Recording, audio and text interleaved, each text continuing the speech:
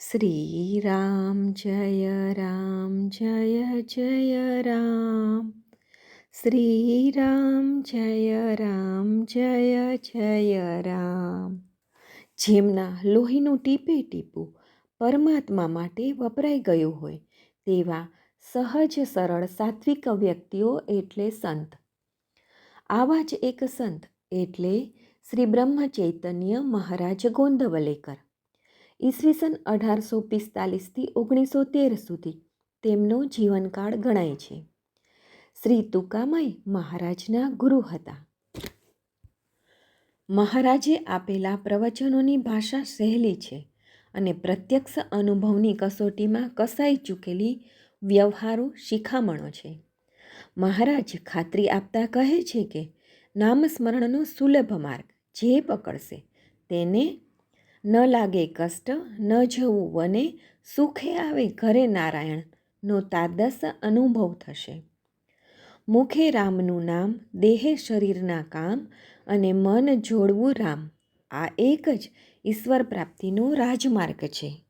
બ્રહ્મ ચૈતન્ય ગોંદવલેકર મહારાજના મરાઠીમાં બોલેલા આ બધા પ્રવચનોનો શ્રી ગોવિંદ સીતારામ ગોખલેએ સંગ્રહ કરી સર્વે પર બહુ મોટો ઉપકાર કર્યો છે.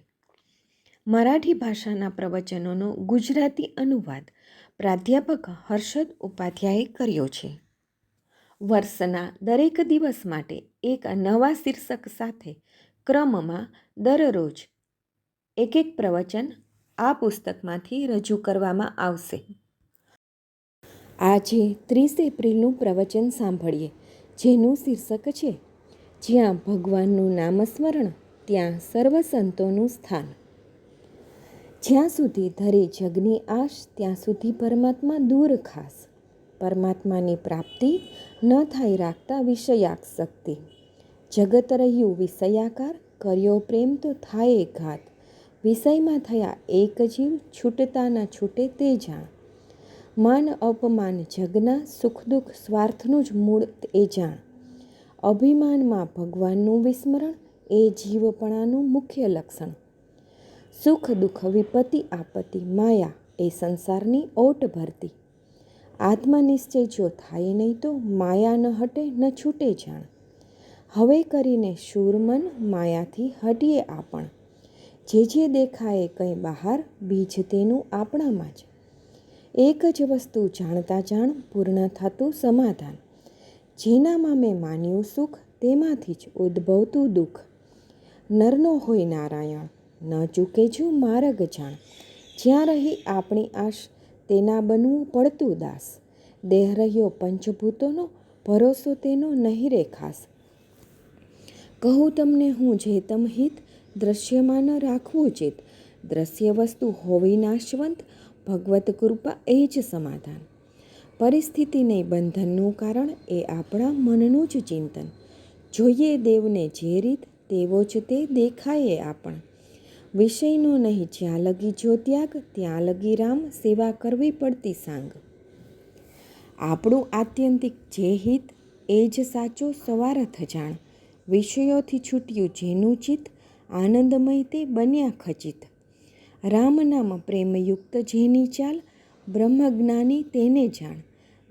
દ્રવ્ય દ્વારા વર્જિત જાણ એ જ સાતું સંત લક્ષણ. જોયે સૃષ્ટિ ભગવદાકાર, રાખે પ્રેમ તેની પર તે, સરખું નહીં બીજું કંઈ. આવ્યા ગયાને અન્નદાન, મુખે રાખવું ભગવન નામ. હૃદયે ધરવી રામની પ્રીત, મોટા કહેતા એ જ જીવન મુક્તિ. ધરવી નહેરે જગની આશ, તો જ બનાવે રામના દાસ.